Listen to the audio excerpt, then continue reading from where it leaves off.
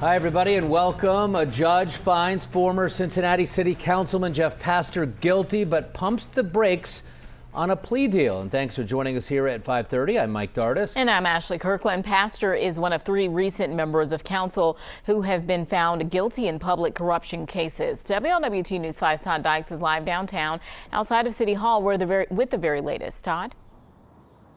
Yeah, Ashley and Mike, during a hearing this afternoon in federal court, what happened is sure to reverberate inside chamber councils here at City Hall. That is because a judge found Jeff Pastor guilty, but decided to wait a while before deciding whether or not to accept an agreed upon plea deal.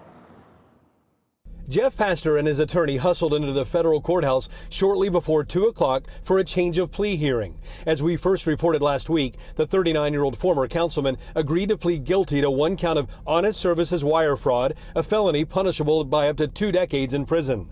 Prosecutors say Pastor started devising a scheme to defraud the public involving development projects just 6 months after he was sworn in as a member of council. A year and a half later, in the fall of 2020, Pastor was indicted on 10 counts, including bribery and extortion. Today, U.S. District Judge Matthew McFarland said in court that he found Pastor guilty, but then deferred accepting the plea deal until he has a chance to learn more about Pastor's history. McFarland said that information will be included in a pre-sentencing report. Pastor is one of 3 former council members who served together and who were found guilty of corruption. Tamaya Denard took a plea deal and was sentenced to 18 months in prison. Last summer, a jury found P.G. Sittenfeld guilty. He's still waiting to learn his fate.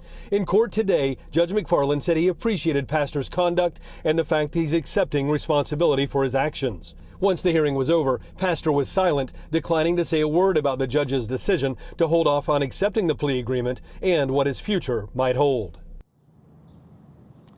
Now, the plea agreement in question calls for Pastor to spend at most 2 years in prison.